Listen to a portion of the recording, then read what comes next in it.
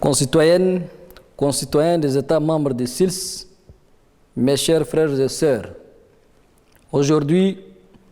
12 septembre 2021, nous commémorons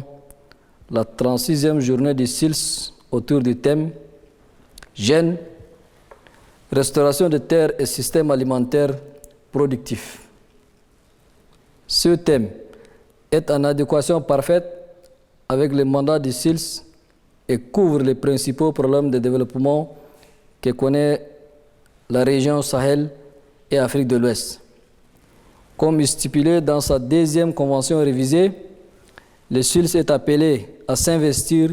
dans la recherche de la sécurité alimentaire et dans la lutte contre les effets de la sécheresse, du changement climatique et la désertification pour un équilibre écologique durable en Afrique de l'Ouest et du Centre. Les décideurs politiques des pays du Sahel et de l'Afrique de l'Ouest et leurs partenaires au développement doivent se convaincre qu'il est essentiel d'outiller nos jeunes. Il faut leur permettre d'acquérir les compétences, les ressources et la confiance dont ils ont besoin pour avoir des exploitations rentables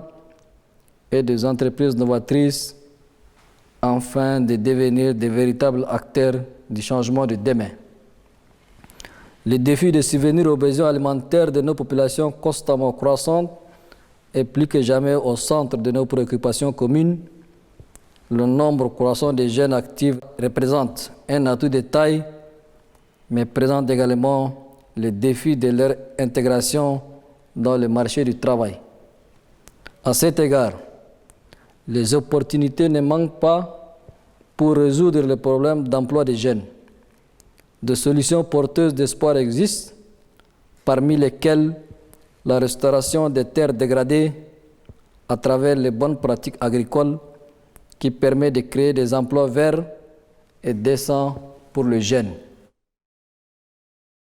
Mes chers frères et sœurs, à cause de la surexploitation, les terres des pays du Sahel et de l'Afrique de l'Ouest se dégradent à un rythme qui va compromettre l'aboutissement des efforts vers le développement durable. Nos pays gagneraient à privilégier la gestion durable des terres,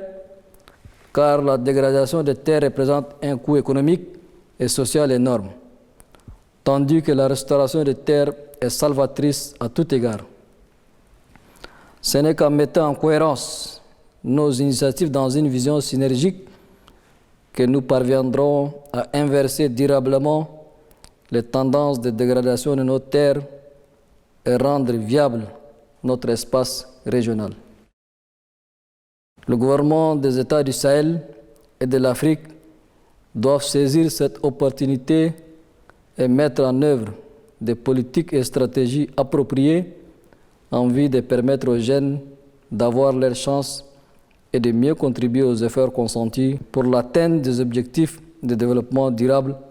à l'horizon 2030. Cela passe nécessairement par l'amélioration du cadre de gouvernance et de politique avec l'appui des institutions locales, régionales et nationales, lesquelles doivent adopter des politiques et des pratiques de gouvernance adéquates permettant de créer un mouvement d'ensemble de lutte contre la dégradation des terres. La promotion des pratiques agroécologiques est un des moyens les plus efficaces pour créer les conditions favorables en vue de garantir le droit à l'alimentation. La prise des engagements forts pour orienter fondamentalement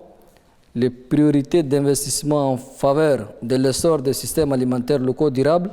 et résilients. Mes chers frères et sœurs,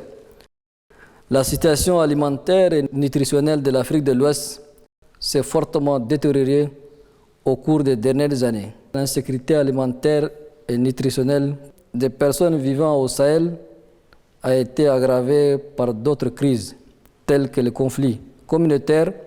la pandémie de la COVID-19 et le changement climatique, avec un impact sur les conditions de vie et l'économie des ménages. Pour la deuxième année consécutive, Le Sahel et l'Afrique de l'Ouest font face à une crise alimentaire et nutritionnelle majeure, avec 27 millions de personnes menacées pendant la soudure 2021. La pandémie de la COVID-19 a révélé la fragilité et les inégalités des systèmes alimentaires. Elle souligne le besoin urgent de disposer de systèmes alimentaires plus durables, inclusifs et résistants. Aussi, la transformation des systèmes alimentaires doit être au centre des efforts pour atteindre les 17 objectifs de développement durable d'ici à 2030. Au regard de cette situation de plus en plus préoccupante, notre organisation, en collaboration avec ses partenaires techniques et financiers, a engagé des actions urgentes pour accompagner et assister les États membres dans leur quête d'une sécurité alimentaire et nutritionnelle. Le SILS a en outre fortement appuyé nos États dans la révision et l'élaboration des plans de riposte plus intégrés sur la sécurité alimentaire et nutritionnelle afin de prévenir toute catastrophe humanitaire d'envergure dans la région dans ce nouveau contexte. À cet effet, le système de collecte de données et de suivi rapproché de la situation alimentaire et nutritionnelle et les avis du dispositif régional de prévention et de gestion des crises, REGEC, sont des outils pour aider les décideurs dans la prise de décision. Mes chers frères et sœurs, en ma qualité de président en exercice du SILS, je voudrais engager notre institution en synergie avec nos autres organisations intergouvernementales, régionales, à mutualiser leurs efforts pour une meilleure complémentarité et coordination des réponses fortes en vue d'atténuer les effets de la pandémie de la COVID-19, les conséquences de la menace sécuritaire posée par le terrorisme dans la bande sahélo-saharienne sur la sécurité alimentaire et nutritionnelle et la détérioration des moyens d'existence des populations au Sahel et en Afrique de l'Ouest.